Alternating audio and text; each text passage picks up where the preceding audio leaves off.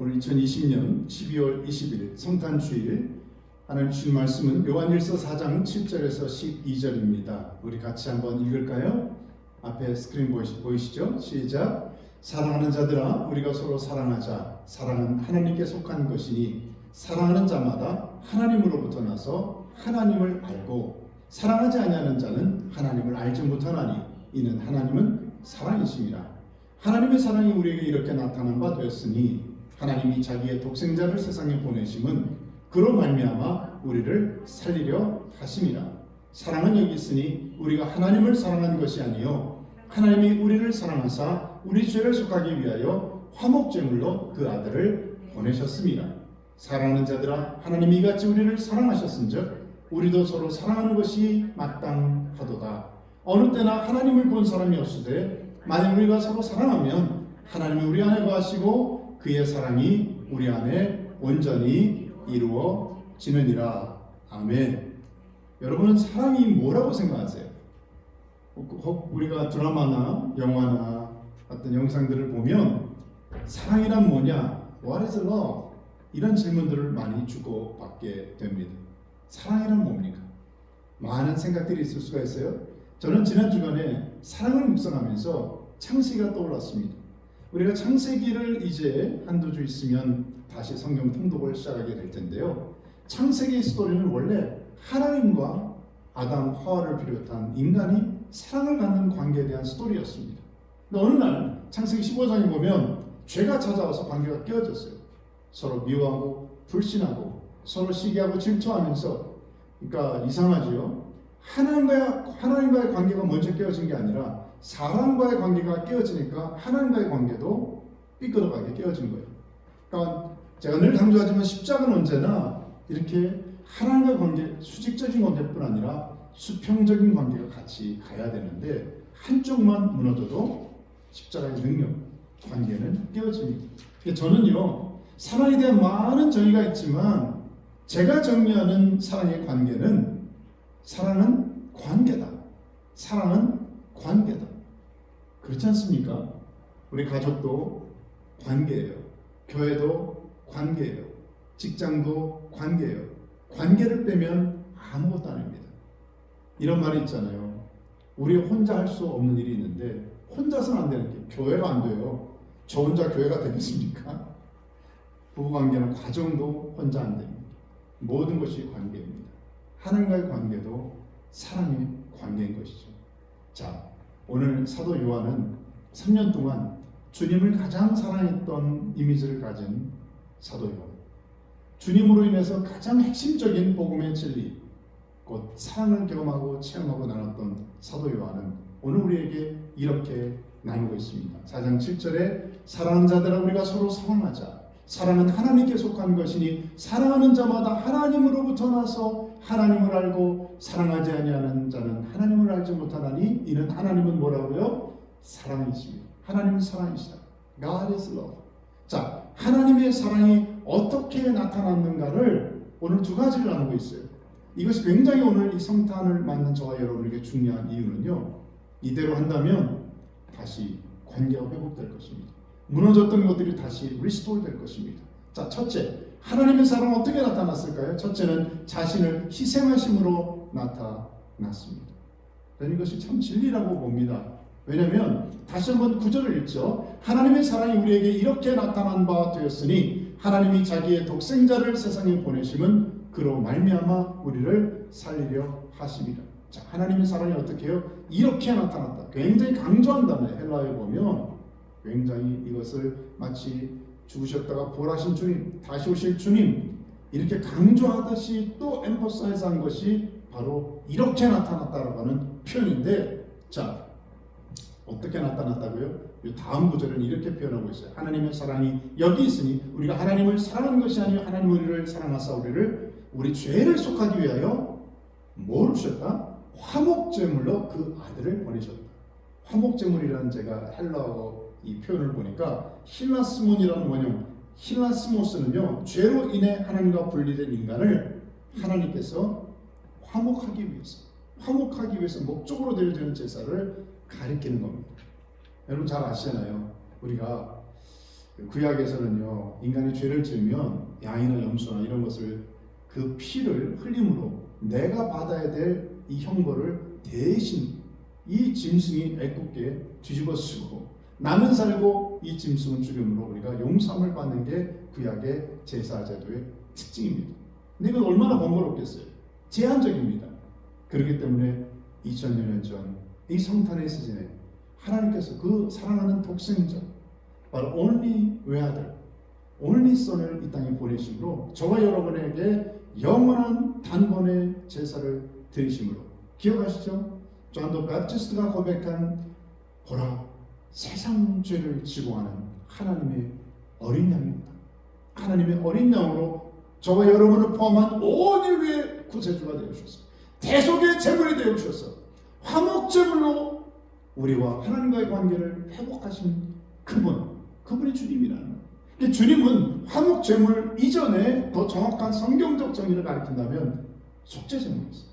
저희 여러분 모든 죄, 이 배후에는 뭐가 담겨 있습니까? 하나님이 저와 여러분을 향한 sacrifice, 희생이 담겨 있습니다. 저도 아들이 둘이 있고요. 여러분도 얼마나 아들들 많은 분도 계시고요. 아니 아들이든 딸이든 간에 자기 자녀를 희생하는 게 쉽습니까? 부모로서 가장 힘든 게 자기 자녀가 받는 고통이라든지 자녀에 대한 마음은 누구도 다 절절할 것 같아요. 하나님은 한 분밖에 없는 독생자 예수 그리스도를 저 여러분을 살기 위해서 보내셨다. 근데 저는 충격을 받는 것은요, 그 구원을 받는 대상이 어떤 대상이라는 거예요. 요한복음 3장 16절에 보면 하나님이 세상을 이처럼 사랑하사 독생자를 주셨으니 이는 저를 믿는 자마다 멸망치 않고 영원한 생명을 얻게 하려 하심이라고 했는데, 그 하나님이 사랑하는 그 대상은 이 말씀 표현대로 죄인된 사람, 연약한 사람, 로마서 5장에 근거하면 심지어 어떤 사람? 원수된 사람입니다. 이게 충격입니다.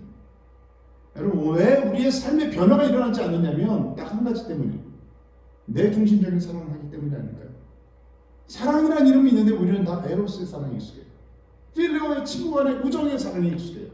그런데 변화가 일어나는 그 현장의 뚜껑을 열면 언제나 아가파이, 희생적인 사랑, 어머니의 사랑, 하나님 아버지의 사랑이 있으면 그 안에는 드라미스, 다이너마이트 같은 변화 역사가 일어나는데, 하나님의 그 아가페의 사랑이 없으면 사랑이라는 이름이 있어요. 흉내는 있어요. 잠깐의 변화가 있어요. 물이 얼리기도 하고 끓기도 하지만 물이 포도주로 변화되는 놀라운 역사는 경험하지 못하는 리미테이션, 한계가 있는 것이. 하나님 오늘 이 성탄의 계절을 맞는 저와 여러분에게 이렇게 도전하십니다. 내가 너에게 베풀었던 그 아가페의 사랑으로 옆에 있는 형제 자매, 자녀들, 이웃들을 대할 수가 있느냐. 이러면 사랑의 혁명이 일어날 것입니다.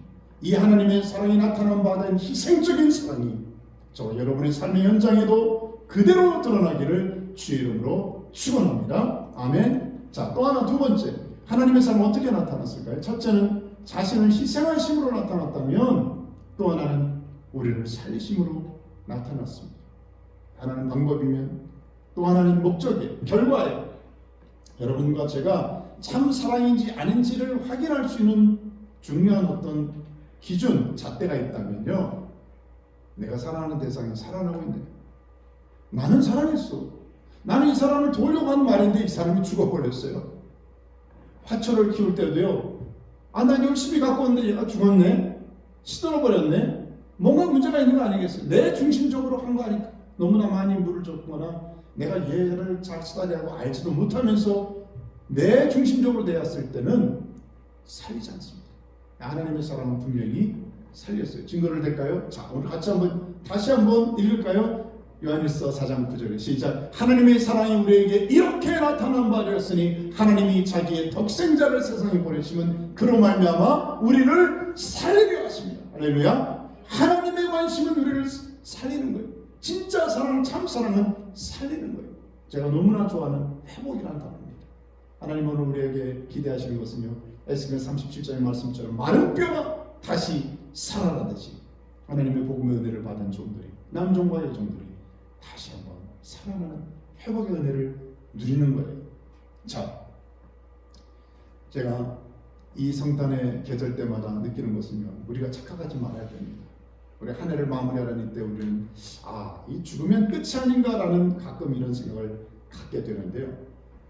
성경 분명히 이런 말씀을 해요. 히브리서 9장 27절에도 한 번 죽는 것은 사람에게 정해진 것이요 그 후에는 심판이 있다 그랬어요. 마태복음 25장 46절에 세 번역을 보면 그리하여 그들은 영원한 형벌로 들어가고 의인들은 영원한 생명으로 들어갈 것이다. 이런 주간에도 저 딸하고 잠깐 나누면서 아는 건데 새롭게 와닿는 그런 어떤 깨달음이 있었어요. 그것은 다름이 아니라 여러분 장래 우리 금년에도 몇 분들 천국에 가족들을 보내드리고 우리 환송하는 시간을 가졌어요. 그래서 모탈이라고 그러죠. 적나라한 발음으로 장의사. 근데 거기 IM이 들어가면 불멸이 됩니다. 불멸. 근데 갑자기 이 단어를 생각하면서 우리는 인간은 하나님은 아니지만 우리는 어떤 존재다? 불멸의 존재라는 거예요. 제 말이 아니라 이 말씀의 근거를 보면 한 번 죽는 것은 우리에게 다 허락됐어요. 그러나 하나님의 심판 앞에 섰을 때 예수 그리스도를 믿고 인격적인 관계를 맺은 사람, 하나님의 사랑의 간에 부름받은 사람은 영원한 생명 가운데 우리의 의식은 살아있어요. 주님과 교제합니다. 처음에 에덴 동산의 교제를 회복하게 된다는 거예요. 그런데 만약에 이 하나님의 사랑을 거부한 인생들은 안타깝지만 이틀을 보내십니다. 제가 좀 죄송해요. 이 손이 이렇게 지금 요즘 수분관 증후군이라는 것으로 시달리고 있는데 이 병의 특별한 어떤 증상 중에 하나가요. 낮에는 괜찮은데 밤에 자려고 하면 통증이 막 전율이 이러는 게 수백 볼트의 전류가 흐르는 것 같아요.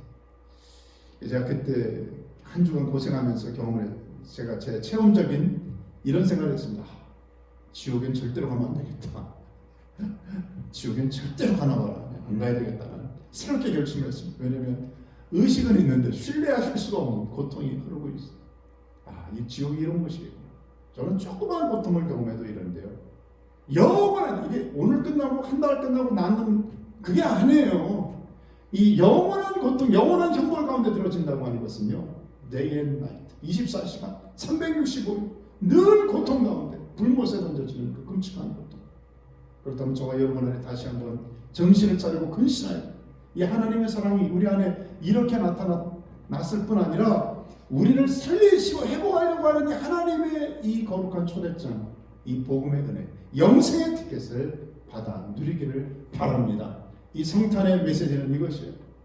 하나님이 예수 그리스도, 독생자 예수 그리스도를 저와 여러분에게 희생적으로 보내심으로 우리를 살리기 위한 이 영원한 이 티켓을 받을 것이냐 말 것이냐, 이것을 주변 사람들에게 나눌 것이냐 말 것이냐, 다시 한번 주님께서 저와 여러분에게 도전하십니다. 저는 말씀을 시작하면서 사랑한 관계라고 했어요. 책을 보면서 칼바르트나 유진 피러스나 다 사랑을 관계로 묘사했더라고요. 이 관계가 얼마나 중요한, 성부, 성자, 성령의 이 서로 주고받는 이 사랑의 관계, 바로 에덴 동산도 그 사랑의 관계 가운데 있었고, 그 관계가 깨어졌을 때 인간은 정말 말 그대로 적나라한 단절과 지옥을 경험하게 된 거죠. 성탄의 의미는 무엇입니까? 이 깨어진 관계가 회복될 수 있도록 주님께서 이 땅에 저와 여러분을 위해서 오셨다는 거예요. 주님의 그 손 붙잡고 주님의 그 복음을 우리가 받아들이기만 한다면 다시 한번 영원한 관계 가운데 들어가게 될 것이고, 그 관계가 회복되잖아요. 그렇다면 개런티하며 여러분과 저의 삶의 관계를 회복될 것입니다. 왜? 요한 3서 1장 2절은 분명히 사랑하는 자여 내 영혼이 잘래같이 범사에 잘리고 강간한다고 했거든요. 십자가는 짝대기가 아니라 하나님과의 관계가 회복되면 반드시 무너졌던 사람과의 관계, 환경과의 관계, 상황과의 관계, 다 자신과의 관계도 회복됩니다.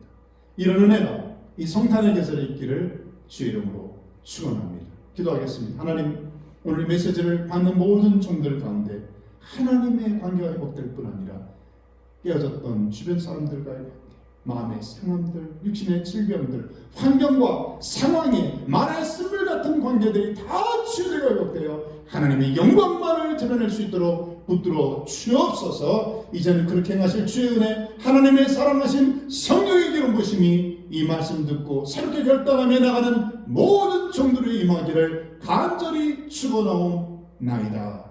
아멘.